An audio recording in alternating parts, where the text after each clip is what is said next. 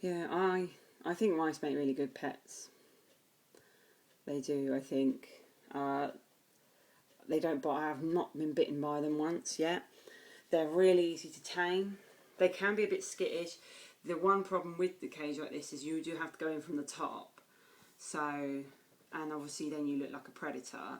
So it can be a bit harder. But usually after you've picked them up, they're usually fine. I can't find them now. Oh, there's one over there. Just in the back.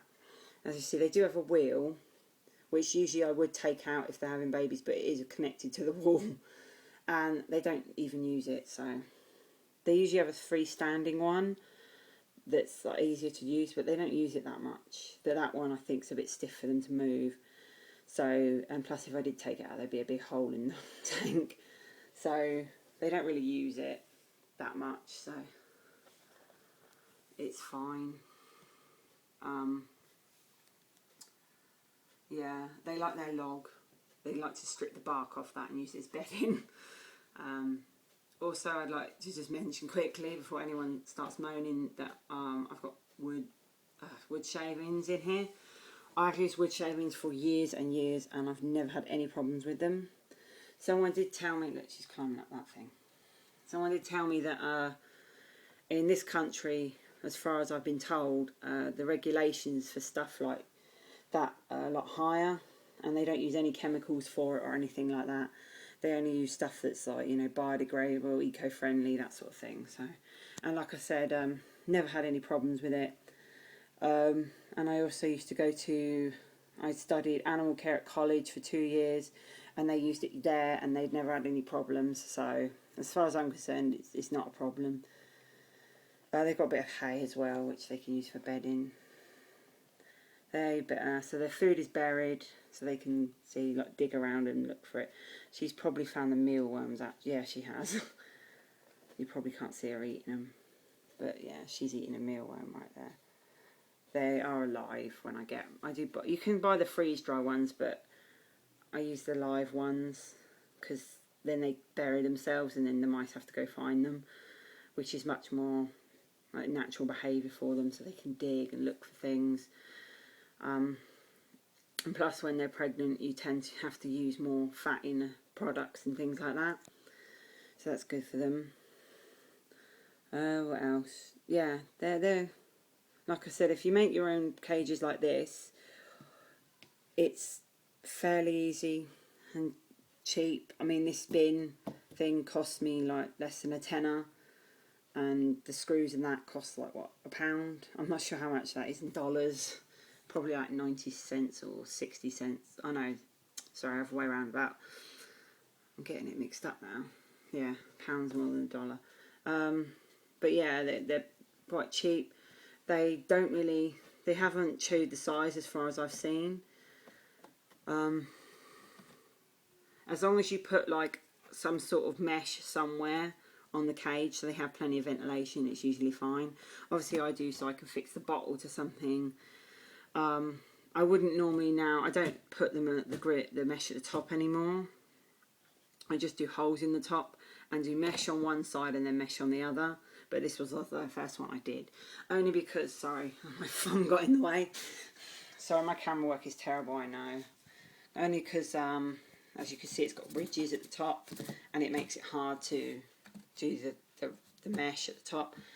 But I find with just that, there's plenty of ventilation for them, because as you see on this side they've got holes and things. So now when I make the cages, I just do holes in the top, and then just would have all of basically this side out and then the other side as well.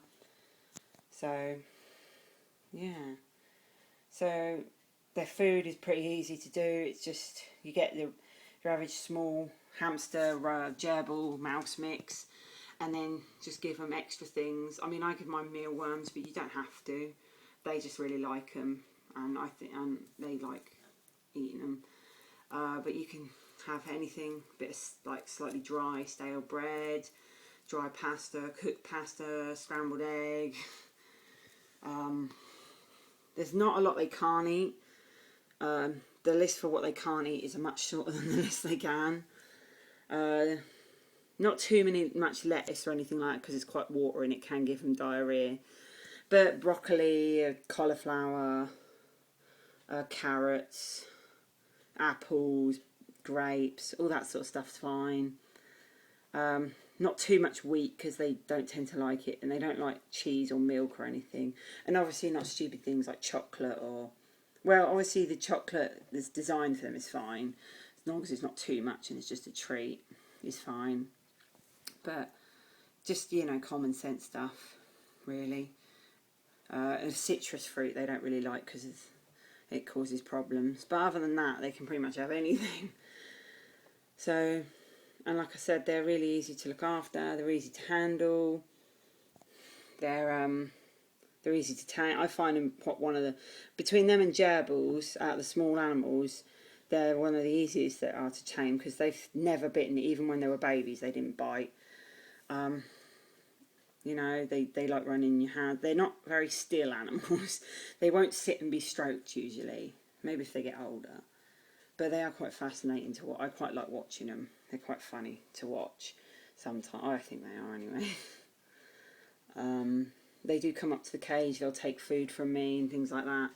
They have been a bit skittish recently, them being pregnant and all. And it is fine if one of them's pregnant, even if she's not, to keep them together because they are both girls, and girls are social and should be kept in pairs because otherwise they get lonely. But if you just want one, get a male because they should be kept on their own anyway. But yeah, if females can be kept together, and if one is pregnant, the other one will usually help out with the caretaking of the babies. I try to get both of mine pregnant at the same time so that if something should happen to one of them, the other one, depending on the size obviously, can hopefully foster them because it's better than hand rearing, because hand rearing is really hard and not very successful. So... I mean, they don't live very long. They live about 1.5 years to up to 3 years, but it's usually around 1.5 years to 2 years normally mice will live for. So it's not that long, but they are very sweet. And like I said, I find them really easy to tame. And yes, they are nocturnal, but they don't seem to mind if you wake them up. They don't seem to mind. They're not grumpy. So... Anyway, I just thought I'd do... It was supposed to be a quick video, but obviously it's very long now. Or I've split it up into two. But if you have any more questions about things like mice, or if a pregnant mouse is pregnant, or if you want to know anything that I've probably missed out, which I more than likely have, just leave a comment and things, and I'll hopefully get back to you. I will hopefully be doing another video after she has the babies, probably a couple of days after. Because you've got to leave them for a few days after they've had the babies. Just don't disturb them at all when they're having the babies. Just leave them. But after a couple of days, you should be alright to have a look and things. So hopefully I'll do a video on that, because that would be sweet. Little pinkies. So thanks for watching. Sorry I've rabbited on a bit. Yeah, if I've missed anything out, or if you'd like to know anything, just leave a comment and I should respond soon. And thanks for watching.